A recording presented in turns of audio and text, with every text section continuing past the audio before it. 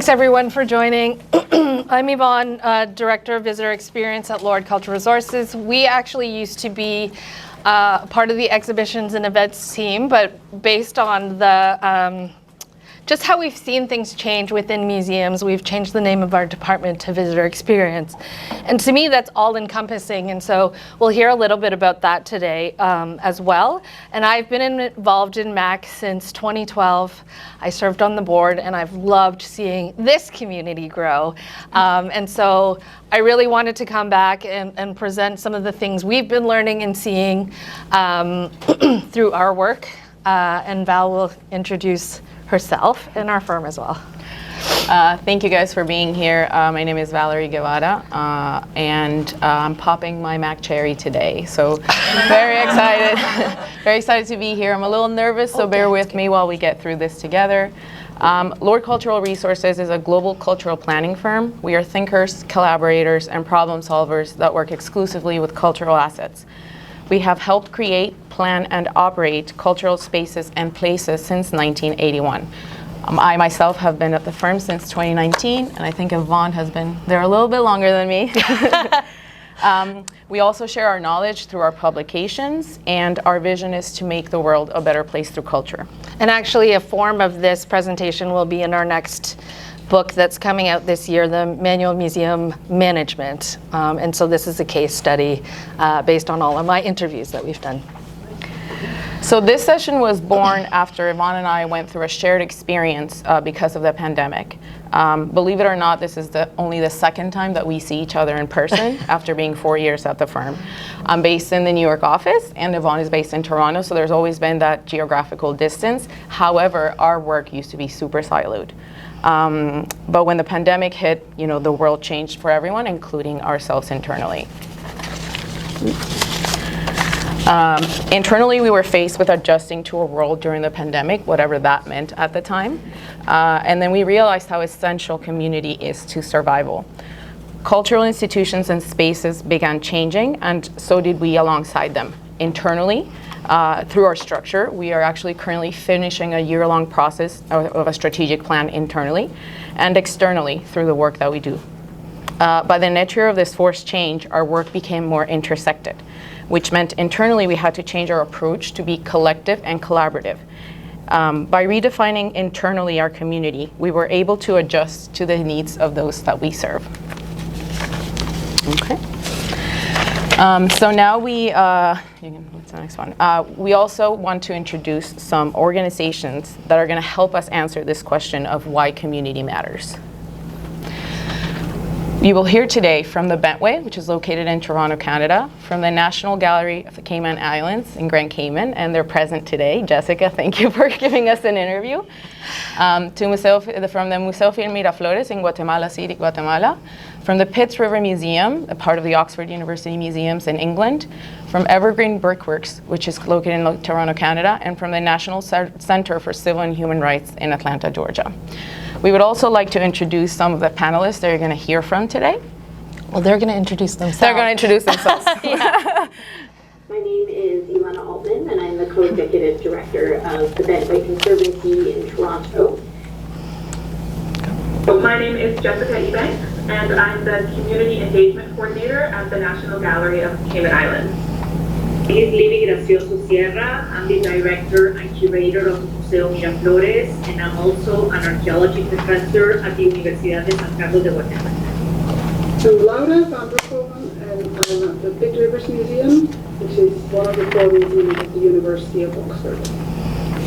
My name is Ori Farhadi. I'm the Chief Program Officer at Evergreen, working as a national charity headquartered in Toronto. My name is Lance Wheeler, and I'm the Director of Exhibitions at the National Center for Civil and Human Rights in Atlanta, Georgia. So I remember as a child, my parents were always introducing me to aunts and uncles and various cousins. And it wasn't until I was much, much older that I realized I wasn't related to many of them. But by introducing them as my aunts, uncles, and cousins, and them to me, my parents were acknowledging that they were part of our respected and trusted community. My mom and dad were signifying that I am not just part of my direct family, but I'm also part of our larger Chinese Canadian community. So growing up, I was part of an interconnected network of families that would offer safety and security, collectively instill cultural norms that I didn't learn directly from my parents, express expected social values in Chinese culture, and responsibilities as well, but provide an additional awareness to our culture back home amongst many, many other things.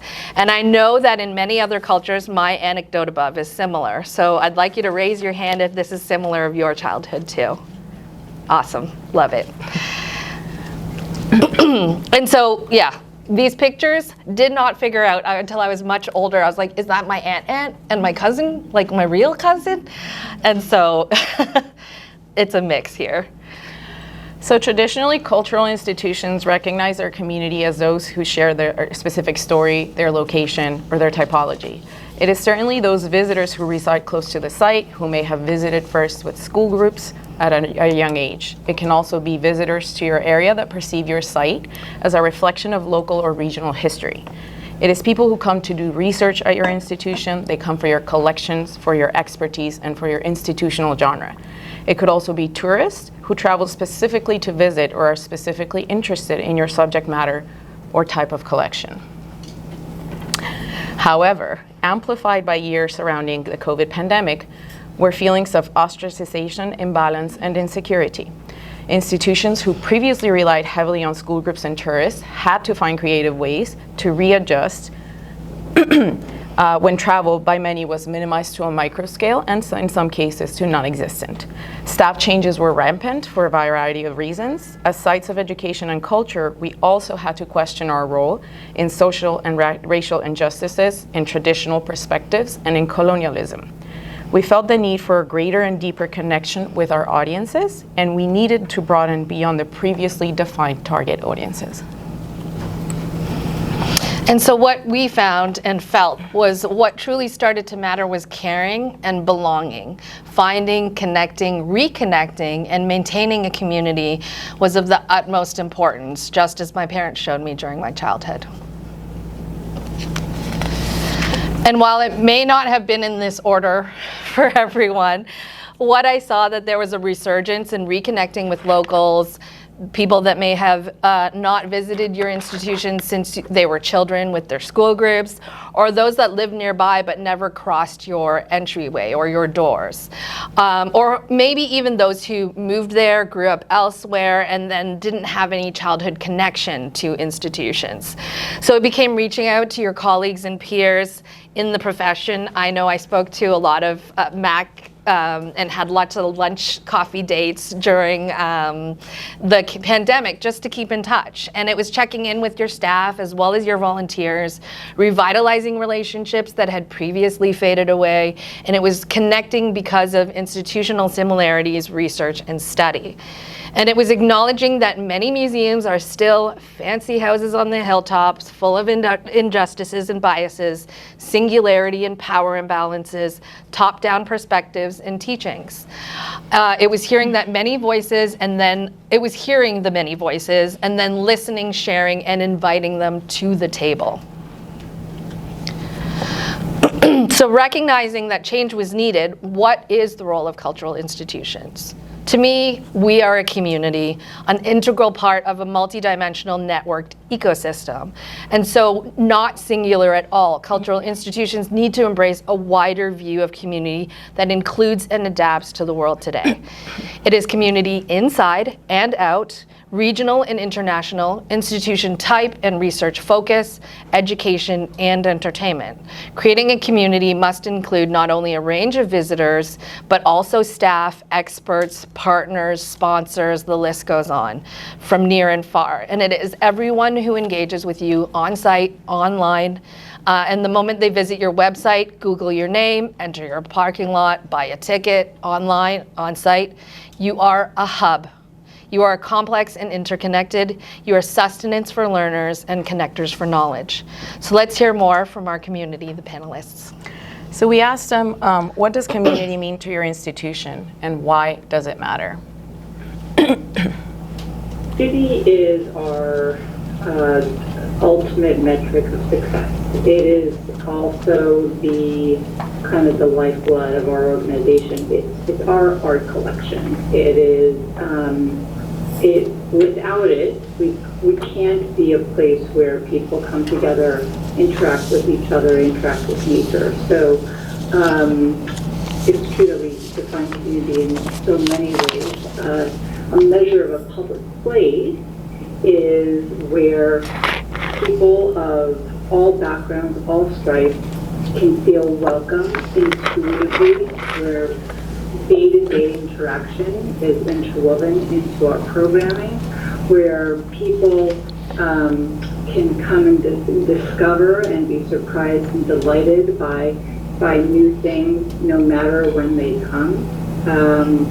And so community to us has been really important in the way that we've designed our space and the way we've programmed our space and our outreach. And so we've learned a lot through an iterative sort of relationship with our closest community, our residents who walk to the space with their dog, etc., and then the regional community, and then the third concentric circle, which is tourists. Cayman Islands is a small, close-knit society. There's only about 70,000 people here, and there's been rapid growth and change in our community over the last 50 or so years. We went from being a very small, seafaring traditional society into being a global financial center and tourism hub, and now we have over 130 nationalities present here.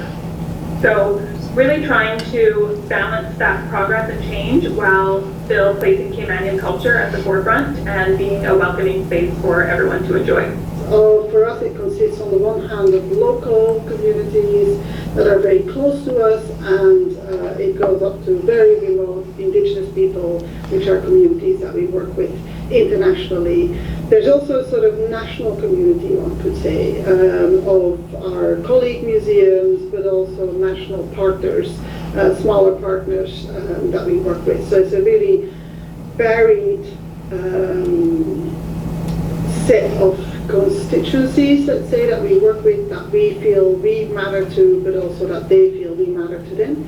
And for us, why community is so important is because almost all the work, or probably all the work that we do these days, is really sort of driven by co-production and co-creation. In my opinion, I think we're actually reevaluating the word community for the center. I think for the last few years, the center has seen itself really more in the Atlanta metro Georgia area. And of course, some national community partners, but I think we're entering a phase now where we're trying to really deepen that word community, whether that's working with scholars, other museum professionals, other institutions that are looking not just at the subject at our museum, which is civil and human rights, but going beyond that and realizing there is a wider American story that needs to be told at our institution, and that we're not the only individuals telling this story, but yet also being honest that we may not be the best at telling that story as well. And so we are redefining the word community for us currently, especially for this expansion phase.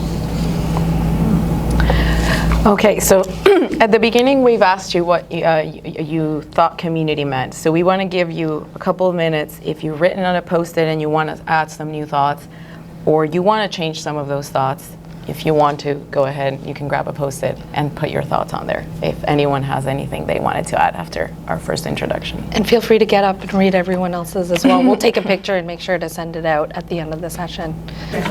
Okay, so what does this all mean, and how can you foster community at your institution? You can do it by creating a welcoming environment that seamlessly anticipates the needs of visitors. Visitors who come for whatever reason to your museum, for a party, to do research, to use the bathroom, to go to the gift shop. They should all feel welcome in your space. It encompasses staff and volunteers so that they feel cared for and supported by, and thus exude a welcoming atmosphere at all interactions. You can create a sense of belonging, finding a safe place for learning, for expression and discourse. It is having visitors and staff see themselves in content, in programs, and in promotion. It is including them in your story because they are a part of it. A good example, I was doing some work in North Carolina in the US, and I went to the North Carolina Museum of Art. And I had never seen, the museum did an exhibit that was curated by works from their own staff. They asked their own staff if they had any works. They created a space for them. It wasn't hidden, it was front and center. And they had photography, they had paintings, they had experiments. And one of the experiments was this girl who, for 6 months, collected medicine pills. And she asked everyone that she collected medicine pills from to write on a piece of paper how they felt. And she created this amazing display that focused on mental health. So that's a way to embed the people that work into your museum. Staff satisfaction, health development, empowerment, and inclusion provide a sense of caring for others and their mental, physical, and emotional well-being. After all, they carry your values as well as excitement and passion. And if there's one thing cultural institutions all have in common, is a passionate staff. Networking with scholars, leaders, and other institutions such as cultural organizations, education centers, or community groups to create stronger ties. By fostering these relationships, you have shared resources, learnings, and benefits. Consider every interaction a potential for your future everything. Feeling like an integral part of a community emanates with potential donors, staff, partners, and visitors. So now we want to hear a little bit more about our panelists, and they're going to answer what ways have they connected with our community. Often for us, a lot of this kind of work, community work has developed really organically, and one could say sort of some of it really works from very small initiatives, which sometimes might come from staff members. I had one project which really sort of initiated with my, at that time, personal assistant, Beth Asbury, who's now curator in a different museum in the UK, but she wanted to do something around LGBTQIA+ communities, and that developed into this huge program, which actually has now includes all of our staff members, front of house, it includes our curatorial teams, it includes our community engagement officers. So sometimes these projects start very small, often actually, and then they develop sort of almost organically and iteratively, because the need of the communities are quite large, or their interest is really, and there's an eagerness, a keenness to engage with the museum. On a day-to-day basis, we want to integrate nature, which is really what the site is best at showcasing, into people's lives. Whether they know it or not, we are giving them blue and green as part of their shopping, as part of their daily constitutionals, as part of their first dates, which is really what our goal is. So there's day-to-day, then there's also kind of special events. So annual events like buying your Christmas tree, going and getting your bulbs to start your garden in May, having your wedding on site, having your first skating lesson. These are what we kind of define as milestone community events that we want people to come back to year after year. One of the things that we heard from the community early on, so many of the people living in and around the Bentway live in condos that are really designed for single occupancy, so they live on their own. And we heard very strongly from people that they were looking for opportunities to eat shared meals together, that it can be quite expensive to eat on your own, and that they were looking for ways to come together around food. So that led to a partnership with the Depanneur in the city, a great organization that's supporting different culinary programming and experimentation, and it led to our communal tables and communal picnic series, which has been, and now I think we're going into our 4th year of partnership with the Depanneur to develop those programs, and those are always, fully packed programs on our site. So understanding through traditional audience surveys, through observational techniques, from what our on-site staff are telling us. That tends to be the way that we hear most directly. So a couple just quick notes on that. Laura, who was first, is from the Pitt Rivers Museum, and she was talking about her executive assistant wanted to do the LGBTQ plus project. So she applied for a grant, and her grant was that she got originally was £1,000 only. And so what she did was then grow and grow and grow that project. And like she said, it's in the 4th year. The Bentway that Ilana just spoke about is a space that's built under the highway in Toronto. And so a lot of, high-rise buildings and condos are around the area. And so this new space just under the on-ramp or the highway that's above ground, this is what they've kind of created, which used to be a dead space, right? You'd see all those concrete columns and everything, but Alex lives right there, and she's like, there's always something happening. And sometimes it's just people from the community going and doing things there. So now we wanted to ask the audience, you guys here, if there's ways that you can tell us about how you've connected with your community in different ways. I can share something. The National Museum is developing a project that actually offshoots from another program I talked about when I was in Martinique called Tracing Our Roots. I spoke about it then. And so this genealogical program has led to Deb Atwood, who's the curator there, to develop a community scrapbook where people are now sending in a photograph of whatever era and a short story to go with it, so that it will all become a part of a larger, both physical and virtual product that we hope will keep growing and going. So ultimately they will see themselves literally, not just in a representation of something of themselves, but an actual image.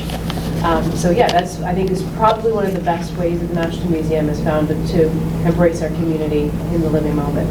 It's fantastic. Tasha? As an independent artist, I came up with this program called Read Art Loud, because I also love book clubs, and I was finding that there's a push for all of these newer books, but there is like the other books get left behind, and books are things that help to formulate artist practice, right? Not only as humans, but as artists. And so with that program, I did an open call, and I had 4 artists from different parts of the New York area take a favorite passage and translate that into a different medium of art. So there was dance, there was a mixed media piece, I did a performance piece as well, and that was the introduction to the work. And after that, we had an opportunity to talk about the passage, and as a takeaway, the participants got to select one of the books and take it home. So I mailed it to them. So it was a way to advocate for literacy, but also use art as that medium for those conversations. Awesome. So Rosie? Diaspora Vibe Cultural Arts Incubator, we've done over the years many community engagement, but this one is real grassroots, and it's dining for the letter 4, the number 4, dining for diaspora. And we encouraged small groups to meet, preferably in their homes or in a community space. Not a fancy meal. There was no high meal, low meal, mid meal. You had to, the meal required or requested that you cook the meal was a home cooked meal, and that it would last for an hour and a half to 2 hours. It went on most of the times much longer. And we didn't have a fee. The person who was hosting it did the meal, and we spoke about the programming of the organization. That happened over a 2-year period. People are calling us now to ask, when are you going to do that for diaspora again? And how is it that we can get the recipes as well? So it's engagement, mission line, and vision impacted. Yeah. Amazing. Thank you. So now we want to hear what are some of the lessons that our organizations have learned from their communities. The importance of having multiple entry points to various programs, and recognizing that not everybody comes for the same reasons.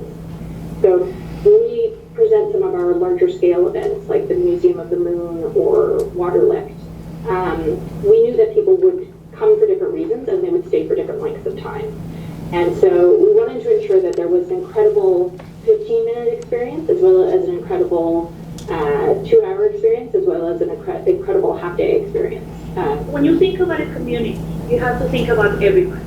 And of course, what is more in focus is families.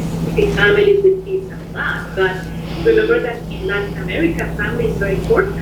So therefore, usually families are parents, kids, but also grandparents. And also people that have been near us, like great uncles, and all these people that you have to have activities for everyone. And we find out that there's a big population of elders that really wants to do things or to learn new things. Not only to do things with their hands, but also to know new things, to get new ideas. Some are very interested in business research. So if you have this workshop of occupational therapy, they have a nice and safe place to come and spend some time. And also it's a good opportunity to meet people like them. Like, you know, they can start a network of friends, and then they go to movies or do other things. So I think it is important that museums we really.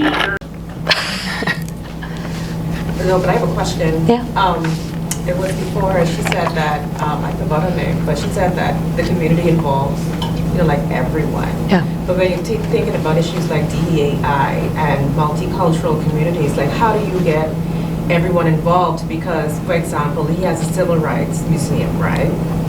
Some members in that community feel welcome, and then some others who, you know, don't have that understanding or that appreciation might feel kind of ostracized. Yep. And so that's always my question when dealing with these community projects. Like, if you have these different persons within the community, how do you define your community? Yeah. Who is a part of your community? How do I make you feel welcome? Yeah. But then me and you might not look alike. Yeah. You might not feel welcome into this space, because some of these museums are like these big spaces, and when you walk in, the first thing you stand at attention because it's like so formal. You know? Yeah. So that's my biggest, my biggest hurdle, like dealing with community projects. Like, how do you make everyone feel welcome? Can we hold that question? Sure. Put a pin. Yes. Yeah. So it's tied to, my response is tied to your comment. One of the biggest things that I've learned is work in small steps, right? A lot of times when we have these projects, everyone wants you to think very grand, and it becomes so overwhelming that you're actually doing more harm to yourself and the actual idea, and it makes it a harder process to bring into manifestation, right? So what I found for me is starting to work with small projects, right? And then another thing that I did with community is Expand the Erotic, where I do a communal reading of Audre Lorde's of the Erotic. And I was inspired by that from a talk that I did at the Nottingham. It was a virtual program. It was my first time reading, and I remember distinctly in a small group, a woman saying, "Dang, I wish I had read this text sooner." And so wanting to affirm that sometimes it's the right time for that moment. Maybe you would not have been able to receive Audre's words earlier, right? So affirming the time at that moment, but then that was a catalyst for me to activate that. And so I did it small, you know what I mean? And now I'm already going on my 3rd year. So that will continue to become the catalyst for the other people to feel welcome in that. So that's what I would offer. Can I just add something? Absolutely. Because I think it has to do with the question. I'm representing in this case, in this conference, a museum that's founded on trauma and a violent act of political assassination. We've had that question so many times since the very beginning. How do we welcome people who might not be convinced yet? And that's like a core part of our practice in the space. I think a lot of it comes from just being compassionate and realizing that people get to where they need to get at a different pace. But I think it's also really important what she's saying about not being, not sabotaging oneself, because sometimes we think like too existentially. And when you come down to it, you're gonna receive, 20, 30 people at a time, and it's like, focusing on moving forward and staying soft and open to amending and learning to, and correcting and altering the response, I think. Thank you. That real quick. I just wanted to add one more thing. Okay, I know, I'm like, we're running out of time. Connected to all that, I think what's been really vital for me too, and this is maybe a lesson I've learned from the community as well, is knowing when I'm not the one. Because I will never be able to convince some people of any kind of message, right? And I think that's the magic of diversifying our own communities within the museum and making sure that we have a diverse group of staff that are, it might not be me who can convince a specific person that this program might actually be really magical and transformative for them. It might be Jess, or it might be Will, or whoever else on our team that can give that message. Yeah, and we did learn a lot from from Lance and the team at NCCHR, so we will definitely share more on that later. But I wanted to talk a little bit about what we learned from everybody and what we've learned from our experiences. So how can you really operationalize, manage, and develop a sense of community within your organization? And these are the 7 points I wanted to share with you. And you'll also notice there's pictures with each one, and there's some of the people that you've heard from so far that also sent in photos for us as well. So first of all, shared visioning. And that's a little bit of what Lance was talking about. So for new projects, establish a common vision by inviting a variety of voices to the table. The act of inclusion can be very impactful and create a sense of participation and gives participants a chance to be heard. So through consultations, interviews, surveys, workshops, or other ways, you can gather insights that can be very powerful for both the individual and the institution. We've just found a common vision at the outset kind of helps with successful outcomes at the end. Next, thank you. Second is nurturing teamwork, ensuring that departments have clear roles and responsibilities, but encourage an integrative and collaborative workplace environment. Include a range of departments, community and/or outside expertise in planning and development. For us, we think teamwork really humanizes coworkers, creates relationships, amplifies individual strengths, and builds experiences together regardless of your role or position. It gives individuals purpose, but gives your teams a connected sense of purpose. So, for example, we were working with a garden in the US that will remain nameless, but has been around for 250 years. And we were originally hired to help them amplify their idea for a new exhibition in the summer. And so we came in and we were like, can we have a workshop with everybody? And they were like, okay, we'll invite the 10 leaders. And I was like, no, everybody. And so during the workshop, we were talking about foodways. Their idea was about foodways in the US and how important plants and botanicals can be to that. And at one point I was in a breakout session with their archival assistant or something, and we were talking about food production and how that's not thought about enough, and their community is very much blue collar workers and everything. And so we had sort of talked about an idea of how you bring out different communities, and he was like, you know what? I go to this bodega every morning, and the woman knows me. She has a sandwich ready, and then I come in, buy my juice and my sandwich, and I leave. I never think of the guy that comes in with the truck to bring that bodega, do the bodega, and who came up with that, and who made it, and then who made the eggs, and where did that come from, and all that stuff. And he just kind of had that moment, and I felt so privileged to just be there.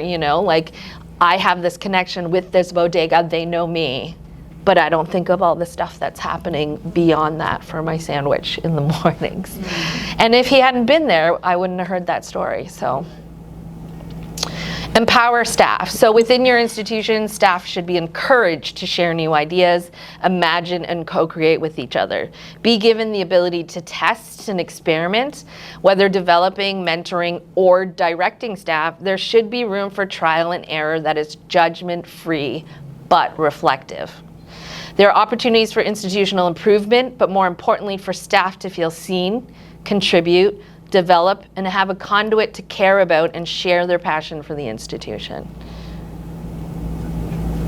Amplify without fear. So no longer sites of top-down education and teaching, institutions should exponentially expand past providing experiences and move toward participation to showcase diverse faces, multiple perspectives, be multilingual and magnify stories. Think outside the formal display and share informal histories, such as oral histories, which I attended this great presentation yesterday, community archives, etc. And invite communities to work hand in hand with your staff. Their ideas, their passion, their expertise can add to a different spark and perspective to planning and development.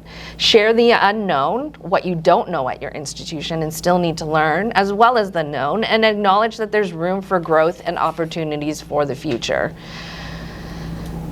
And empathize. Humans are multifaceted and complicated. Establish a variety of ways to care for each other. This means considering people's intangible and tangible needs before, during, and after. This means experiences that are quiet, reflective, active, and participatory, but not all at the same time. This means providing comfy seats and soft tissues, as well as a variety of ways to share collections and stories. And it means accessibility, allyship, and inclusion for all visitors, staff, as well as yourself. I think that's key. And celebrate wins. Sorry. Not just rentals. Rental and programming spaces, we've always thought of them as additional funding and opportunities for visitors to come for programming, etc. But I think it's not just that. It's visitors interacting with your institution and your staff. It's community event, it's weddings, birthday, book launch. These could be people that don't or haven't come to your institution. But regardless of why they come and what the event or experience is, the moment they walk through your doors and interact with you, that is your chance to create an impact. So think of new and innovative ways to bring people in, connect your vision and your mission with your wider education opportunities, programming ideas, community connections, and networking prospects. And then the other thing is just make sure you're staffing sufficiently for a positive experience, not just for your visitors, but also for your team. And finally, again, celebrate your wins. I think we don't often enough celebrate those accomplishments on an institutional, organizational, individual, and community level. Visitors, volunteers, and staff of all levels should be praised for their part, however big or small, and often only sponsors, partners, and donors are acknowledged and thanked publicly. But sharing huge accomplishment or little wins can bolster a communal sense of pride and satisfaction in your community. And so just wanted to summarize and bring this up again in case you didn't get it before. But Liwi, who was talking earlier, was saying, you know, she has her front of staff where people will come up and be like, thank you for providing this. I didn't think we would ever have something like this in Guatemala City. You know, I'm really proud of our culture. And so she shares that with everybody, because it shouldn't just be the front of house that hear those things, but everyone needs to hear how their part in the institution is so important to everything that they're doing and the appreciation of the people that are visiting. So now we want to hear from our panelists. What were the biggest surprises you heard from your community, and how did they react and or change? We've just started this new community engagement program where we're taking our programs out into the district more. And so we started a pilot partnership project with the Public Library Service here. And so to start that off, we recently hosted a family art drop-in at the main public library branch here. And it was a total experiment. It was a drop-in morning, one Saturday. And we showed up, we didn't know how many people we were going to get, whether that was going to be 5 or 15. We ended up getting 70 people, which was amazing. And a lot of these families I spoke to, they had never been to the gallery before. They hadn't engaged with our programs before, but they were very eager. Our capital campaign has centered on the front door experience, what I call the front door experience, which is kind of the immediate crescent for when you get to the site. And there will be no doubt over what is the welcome experience, because it will be a beaming light inside which the history and the mission and the intent of Evergreen will be celebrated, and people will have the opportunity to start one of many adventures into not only brickworks, which is just 12 acres, but into the larger ravine and the loop trail that they're helping to, I guess, fundraise for around Toronto. So very explicitly, we're changing the way we've done things for the past 10 years so that we can respond to some of the needs that people who said, I never go to brickwork, I can't afford it, we're way too far away, I don't have a car. Okay, we got it. We got to change. It's our responsibility to change. One of the programs that we've developed now and that has been really quite, what's the right word? I guess emotional, but also very inspiring that we've been able to do that work is the work that we've been doing with the Naga. So this came out of even in July 2020, sort of the summer of 2020, we took off display the human remains that we have still on display in the museum. That had a lot of sort of press that reported on that. It was about 450 media outlets worldwide. And actually, after the first article that we brought out together with The Guardian, I worked with The Guardian on that article, someone reached out to me from the University of Melbourne in Australia, who was a Naga researcher, Dolly Kikon, and she reached out and said, Laura, I never wanted anything to do with your museum because you had our ancestors on display. But now that I see what you're sort of, I've just been reading the article in The Guardian and seeing what you're saying, the work that you're doing, I've looked on your website also, I want to connect you with community leaders in Nagaland so that we can start working together around redress. I think the most beautiful things that have come out of that project is on the one hand how community-led it has been by the Naga themselves. There's an immense creativity that has come up also. I mean, people are really happy because we are offering things that they were not available before. You know, they can come and to a nice building where we have a lot of touchpads, we have things that they can interact with, and they like it because, as you remember, some of the activities were planned for certain age and thinking about young generations and children, but it's incredible to see the adults having fun with it. We also wanted to hear from our panelists what were the greatest impacts that they saw in their open operations, in their management, or in their staff. The greatest impact internally has been this new spark of imagination. When you go beyond your normal community, you kind of always think the same on how to engage them. I think now because we're trying to redefine community for the center, there has been a different level of energy coming from different departments. Education is being more imaginative. Our programs are trying to be more innovative on how we engage. We now have an internal planning and design team that is looking at Bentway growth. And as a result, we've been able to create much more significant kind of reciprocal relationships between our programming team and our planning and design team so that we're never just thinking about the delivery of a season or a delivery of a project. We're always thinking about how that project will inform